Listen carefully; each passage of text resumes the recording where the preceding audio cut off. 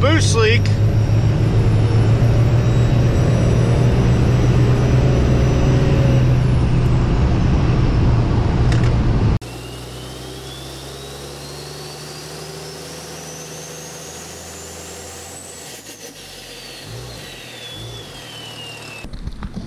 Hello guys, welcome back to the channel. Welcome back to the garage. Hope everybody's having a good day. I haven't decided if we are having a good day or not today. I was on my way home from work. As you can see, Caitlin's got the hood up. I was on my way home from work and I was getting nothing but cold air out of the vents. So, alright, that's very strange. But then I noticed the temperature started creeping up. I got a little clip I shot with my phone. I'll show you that.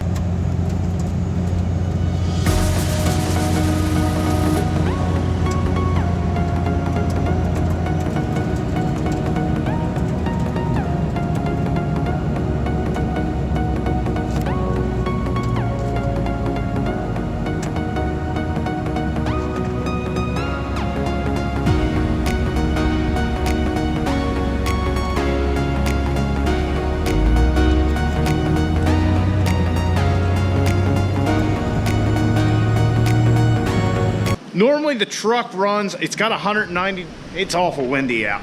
So anyway, it has 190 degree thermostat on it. It usually runs about 200 or so, you know, between 190 and 200. But the factory thermostat, which I still have, I put that one in when we did the coolant bypass. I still have the factory one, which is a 200 degree thermostat. So I've actually let the truck sit out here with the hood up for a while now, let it cool down. So what we're going to do is we're going to change the thermostat out, and we're also going to make sure that the system is bled. There is this fitting here, which we can vent and make sure we get all the air out of it.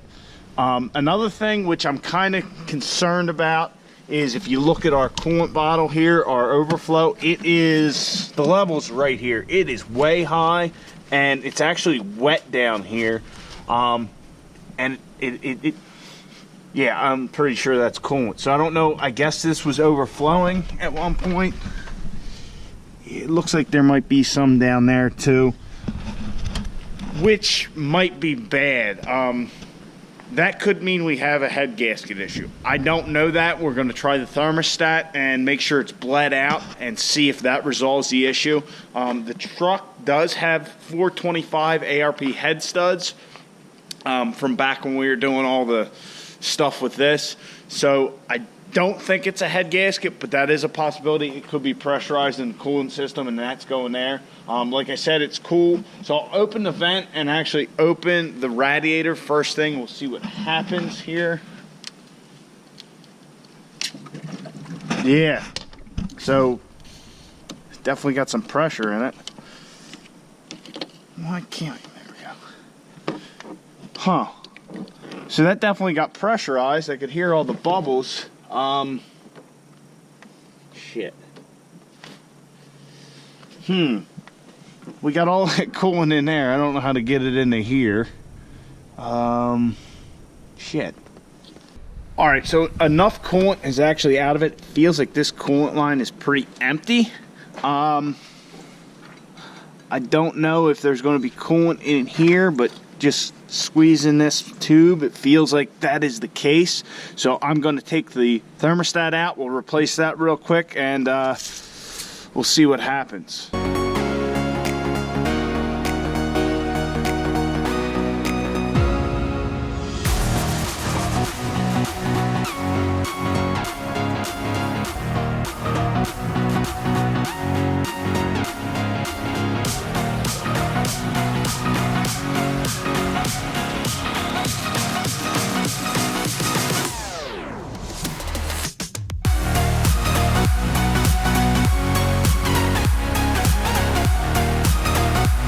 If we look at the thermostat, this is pushed out, whereas our 200 that is actually our factory one is not.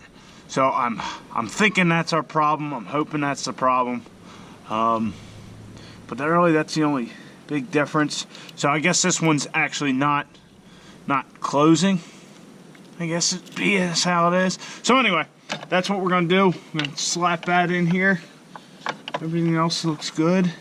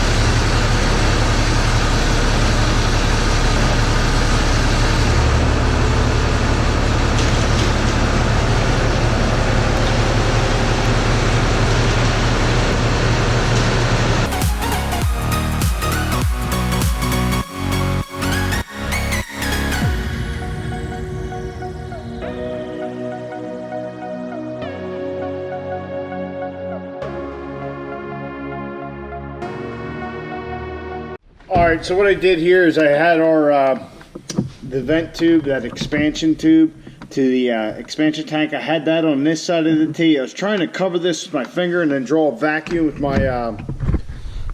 with my little sucker thing here.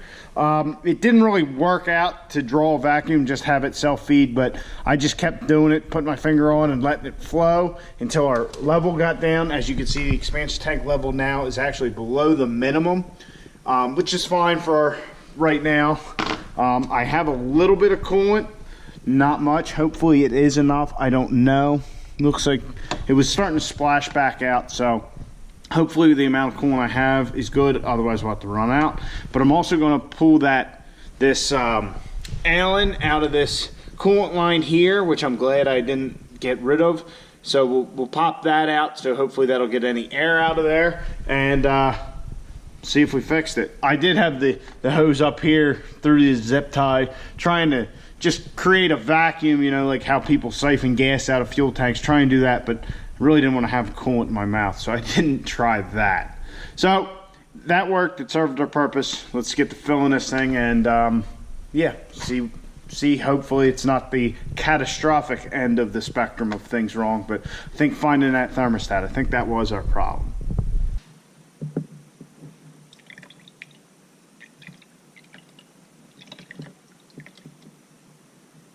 Got the plug back in this coolant neck just loose. I'm going to take that out while we run the truck and see if we get any out of that, and hopefully we get air or something. But the coolant's topped off. Let's see what we got.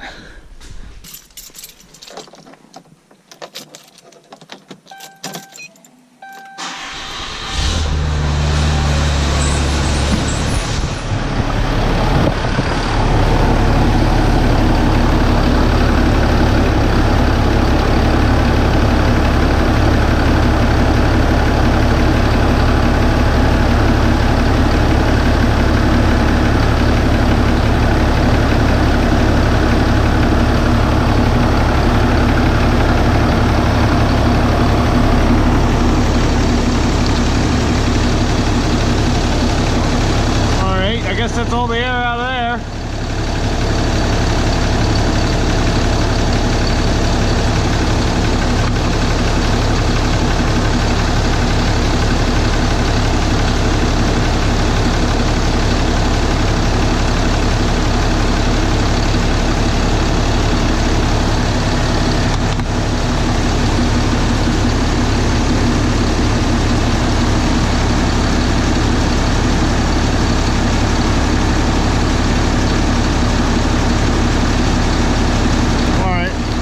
Looks like the system's at least trying to pressurize, so we'll see what happens. Wait, it could be a filler cap too. That is a possibility.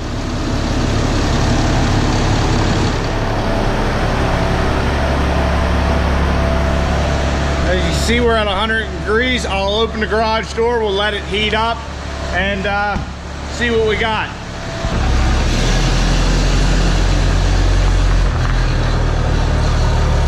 So far so good. We got heat coming out of the vents. It's starting to warm up, but you know, it's a diesel. It'll take forever just sitting here idling. So we'll close the garage door there and away we'll go.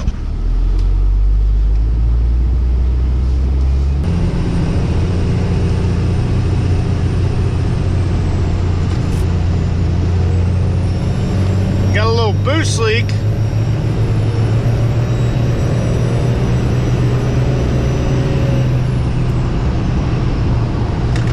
So the heat in the truck's probably better than it's been all winter. Admittedly, this is probably the first winter I've driven the truck in quite a while. I think probably since this turbo went on, because, well, it's Caitlin and transmission shit. I mean, that's what it comes down to. I mean, I didn't drive it at all last winter.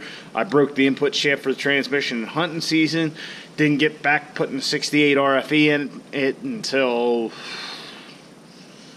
I don't know if it was April, something like that. Have to go back in videos and look.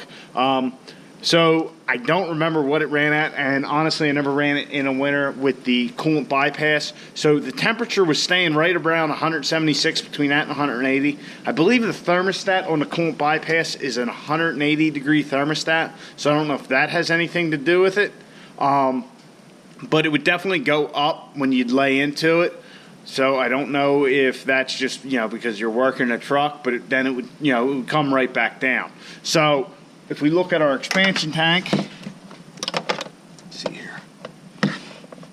Oh, it is definitely very full. So we'll let the truck cool down. We'll see where that goes. And see what's going on with that, but I think that is definitely, here's your min mark, here's your max. So I think, I don't know that that's good. It's way over max and we are below min.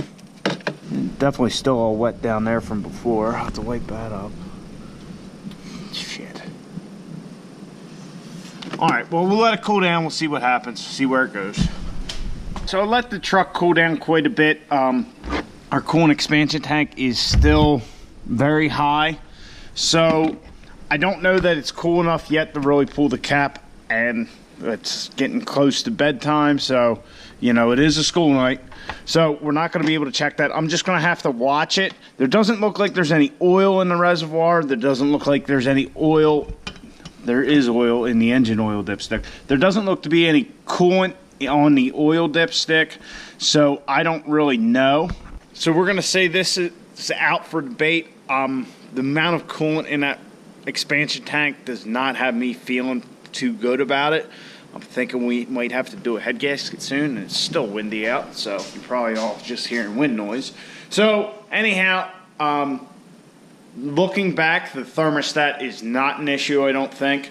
I was talking to Dad earlier, and he had said, you know, one way to check the thermostat, and something I never thought of, you just throw it in a thing of boiling water and you'll see it, you know, activate. You can actually watch it move. So I did that. I'll put that, you know, in here somewhere.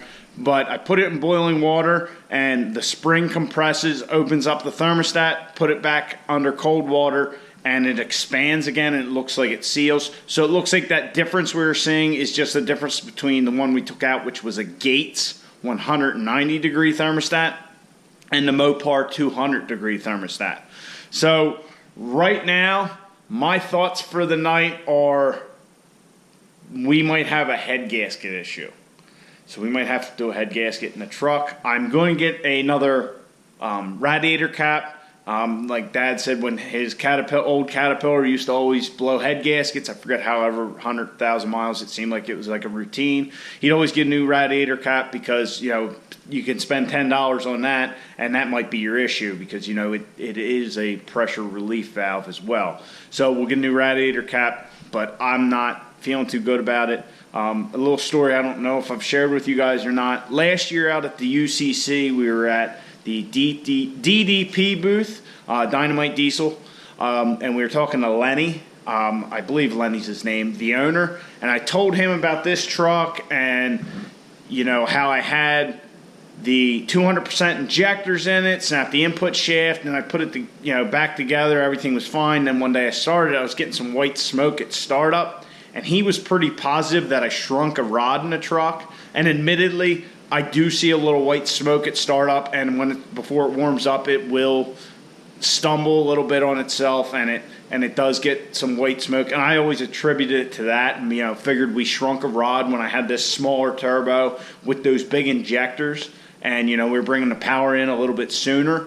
So that's what I always attributed that to. So maybe when I had those big injectors in this truck, we started to get a head gasket issue, and it never really flared its ugly head that bad until now, with the heat and all that. So I'm going to watch the truck.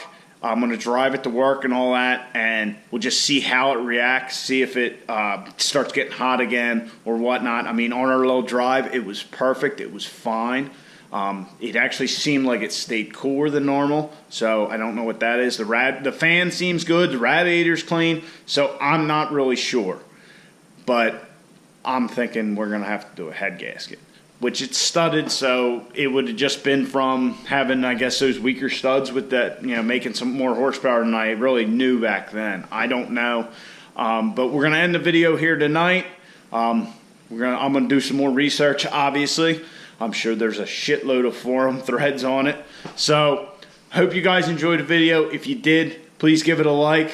Subscribe to the channel. Comment down below. I'll catch you guys on the next one. Get out in your garage. Get the wrenching on your truck.